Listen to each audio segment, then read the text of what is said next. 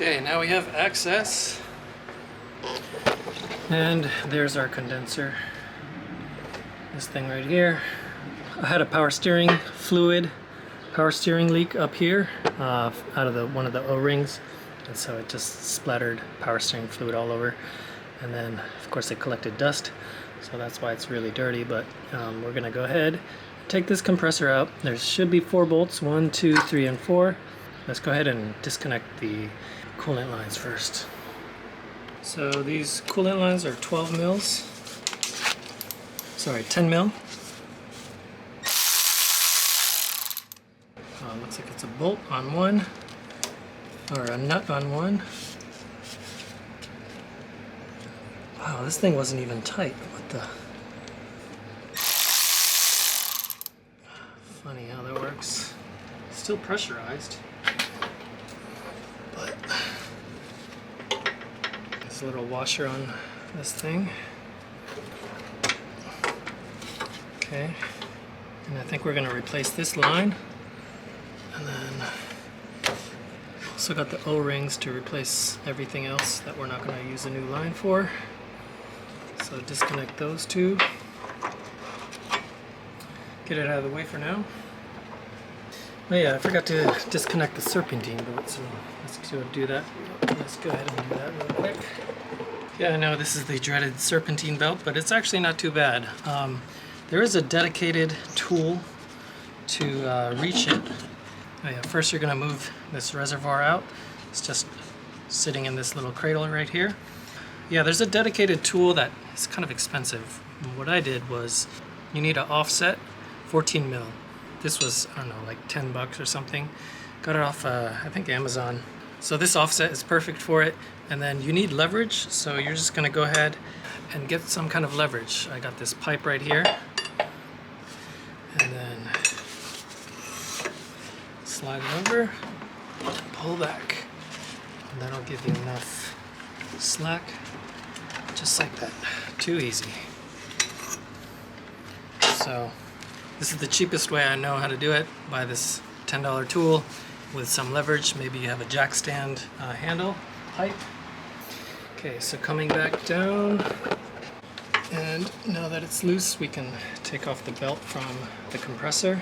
Too easy. Now we're going to go ahead and undo the 2 bottom bolts. I believe are 12s. The tops are 12. So, and I've got this little wobble extension set just to get access. Just get the right angle in here. Okay, most people do lower this subframe. They loosen it up to get this bolt. I'm trying to do it without. All right, so the bottom 2 12 mil bolts. The one on this side, you can definitely take it out with a little wrench. Couldn't get it with any wobble or universal joints. This one was easier, this side, but both of them you can't take it fully out because of the subframe right here. So you just leave it loose, and it'll pop out once you take the compressor out. So let's go ahead and take these 2 top ones out, and that should come out completely.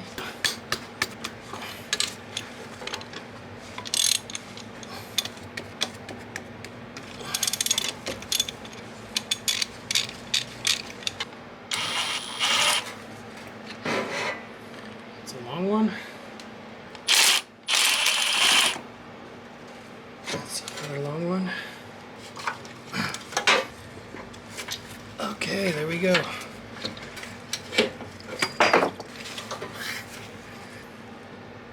This is a GPD, okay. I wonder if this is a piston type. So one GPD for another. Okay, here are the 2 compressors. They're both GPD. This one I bought the new piston type, which they say is a little bit more reliable. I don't know if that's true or not, but I decided to take a chance and go with the piston type. This is GPD, and this is also GPD, which the mechanic that I took it to last year. But this is noticeably bigger. It's thicker, it's girthier here. It's a little bit thinner here. And also the wiring looks a little bit different. There's some extra wires here, and that all leads out to this plug. This one It's just one wire, but the plug is the same, so it should work the same. And then the outlet locations are the same as well. It's just this one looks a lot thinner. It does say it has 5.41 ounces of Patch 46 oil. This is the piston type, and this is the scroll type. So, wow, it's a lot bigger. Okay, before we put the compressor back in, we're going to replace two hoses. This is one of them. You can see that it kind of comes out around this side, the front, and it connects to the compressor at the bottom.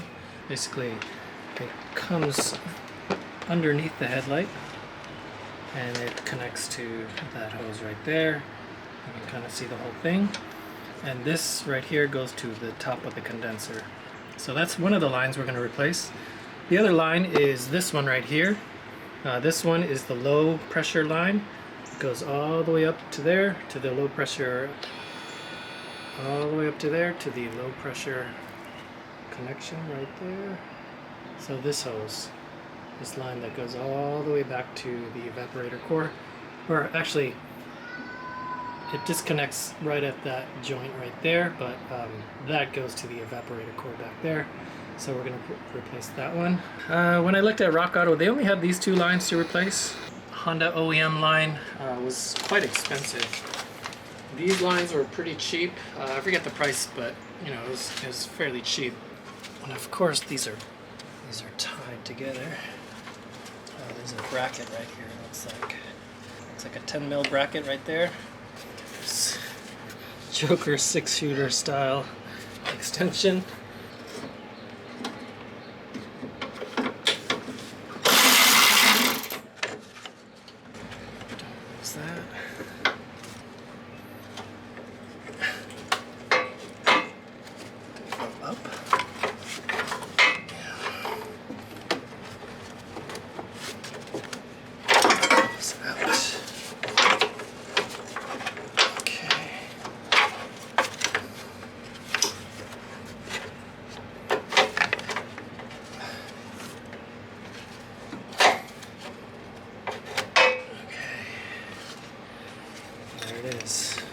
Put this bracket on the other one. Okay, back in goes the new one. And this one is GPD part number 4813265.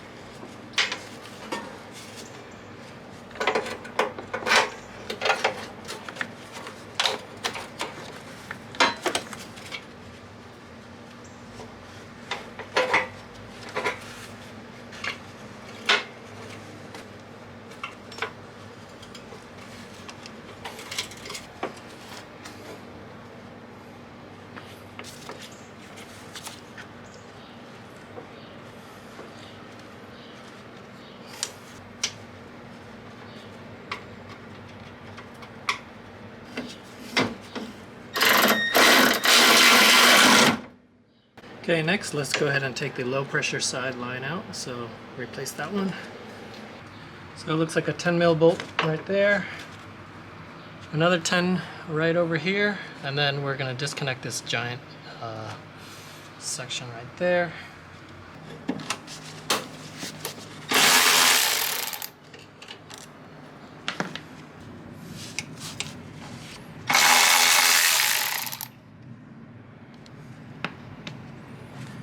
And then this one right there. Okay, so I got these two.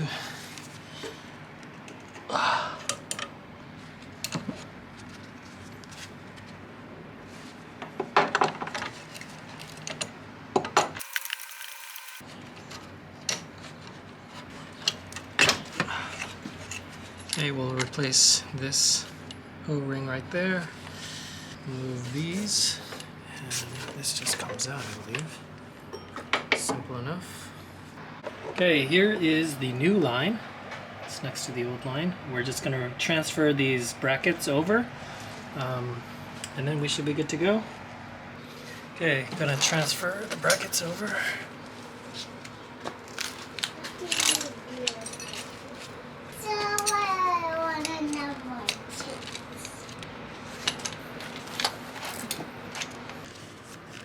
Okay, so we're gonna feed this line, the low pressure line, through. Okay, so good luck to Compton Life on CRV Owners Club. He used this Nylog blue gasket and thread sealant just to make sure you have a good seal all around your system. And I'm gonna go ahead and just put a little bit, and it's basically a glue. It's kind of sticky. Let's just kind of rub that around.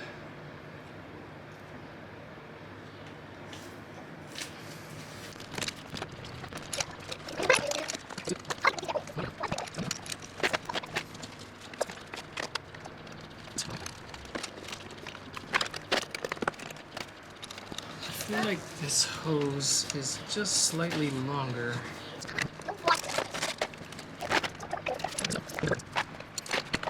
Snug enough.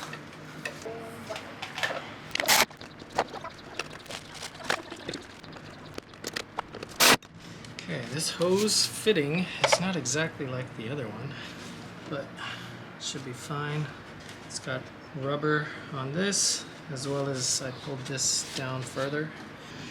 The lines that I'm not replacing, this high pressure line and also the low pressure from here over to the evap core, I'm not replacing those. So what I'm going to do is disconnect it here, take this out, and then I'm just going to flush it with that aerosol flush in a can. I'm just going to flush out the pipes just in case, clean it out.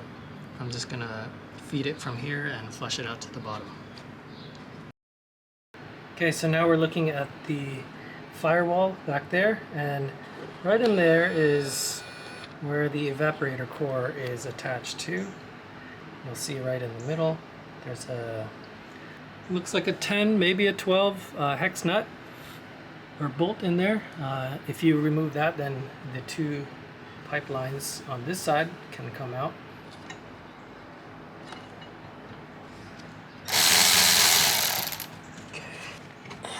Tricky. Let's get a magnet. That is one nasty looking bolt. Okay, so let's see if this comes out.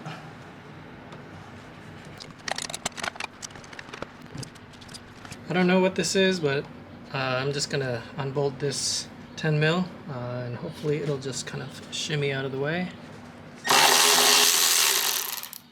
10 millimeter nut. Oh, also here, 10 mil bolt with a washer. Okay, that should give me enough space. Let's see if this will come out now. You turn it around. There we go. There we go. It's like operation. So, but we're gonna replace these O-rings and also just flush it out. So let's go ahead and do that. Actually, before I get too deep into the evaporator core part, what I'm going to do is go ahead and start buttoning up the front section again so I can make it drivable just in case I don't finish tonight. I think the front is ready to be buttoned back up, and then the rest of it is from the evaporator core. Yeah, let's go ahead and do the front first. Okay, so part of the reassembly, starting to reassemble on the compressor side. Go ahead and take this knot out of this wire first. And then we're going to have access to these at the top, so we're just going to leave it on for now. And just as a reminder, it has 5.41 ounces of Patch 46 oil, so it comes pre-oiled. So this compressor has 4 bolts, 2 on the top, 2 on the bottom, and the bottom one is smaller than the top one. You can kind of see that it's just a little bit longer. But the bottom one, it's hard to access it because of this subframe. So you have to put these bolts in first, because you can't take it out. So put the bolts in first, and then start to place the compressor in. in as in put the bolts in the compressor, and just kind of use your hand to make sure they stay in there, and you can kind of start hand threading them in. Okay, so I remember hearing on some of the other Hondas they have little hangers on the compressor so you can just hang it there without holding it up, but this one doesn't have the hangers, so you have to hold it up while you put the screws in and the bolts.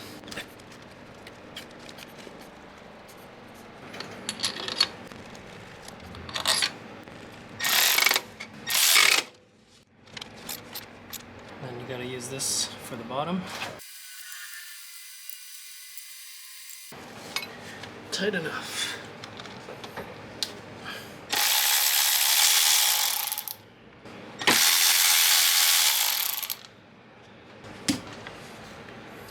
So this already has, it's funny, they put a O-ring there. This already has 5.41 ounces. And of course, I'm going to give a shout out to Compton Life on CRV Owners Club for suggesting this Nylock blue gasket sealant, just to make sure you have a tight seal around your entire system. Go ahead and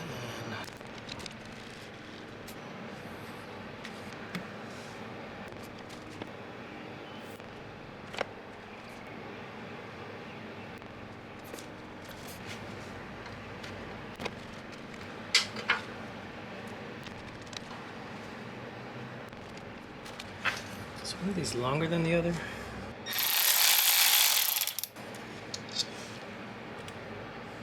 Same length. Okay, so I'm having an issue with this one because the original, the other one has a tap-in screw, I guess, and it's a nut that goes onto this one because this one is longer than this one. And so this one uses the same bolt right here, but this, I mean, it's just got a little bit sticking out, so now I kind of stripped this part, the threading inside, because that little ratchet torqued it too much and it just stripped the aluminum. So I tried to take the thing out on the other one, but it doesn't come out. There's no flat edge to kind of twist it out. So I'm hoping this is going to work. This is the older bolt that went into this side. It was like a millimeter longer. It was just slightly longer and it was thicker at the end. So I'm hoping it's enough thread to just kind of catch on and not. Okay. The bolts that came with it that was plugging the plastic caps, it's kind of tapered toward the end. It's kind of like this. But the old one that came out of this side, the bolt side, not the nut side, that one, it's more squared at the end, so hopefully it's strong enough to, hopefully that'll hold. It's just tightening it just enough. I think it just needs to stay on there because the main thing is the pressure is held by the O-rings. And put in the other one. I'll do this by hand.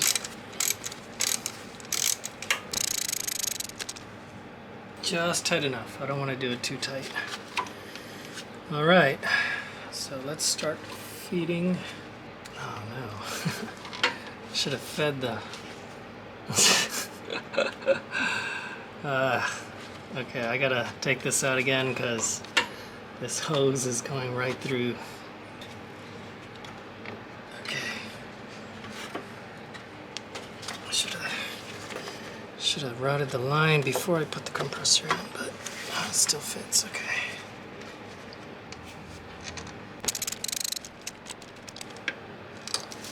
While we're in here, let's go ahead and fix this disaster. This is the issue, was this kept coming out. Let's go ahead and feed it back in. And hopefully this signal is still good.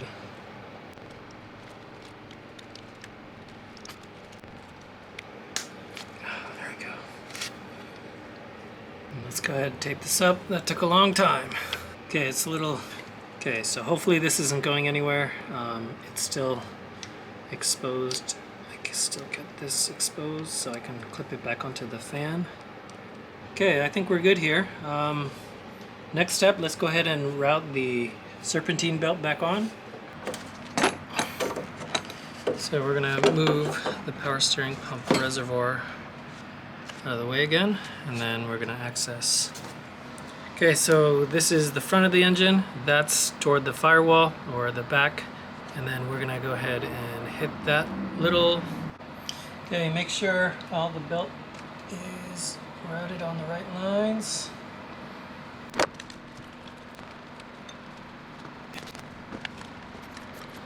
Okay, serpentine belt going back on, 14 mil offset with the pipe extension just to get some more leverage, and pull toward the front of the car.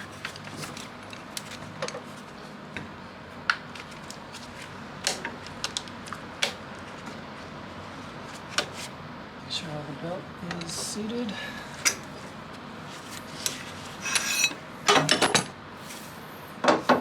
And use the diagram to help you route the serpentine belt, because mine came off while I was doing this. Okay, I'm gonna reattach this bracket to the AC line.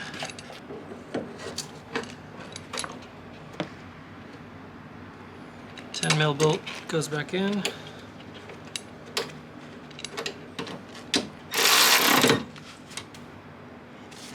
Tight enough. And I'm going to keep this one a little bit loose for now.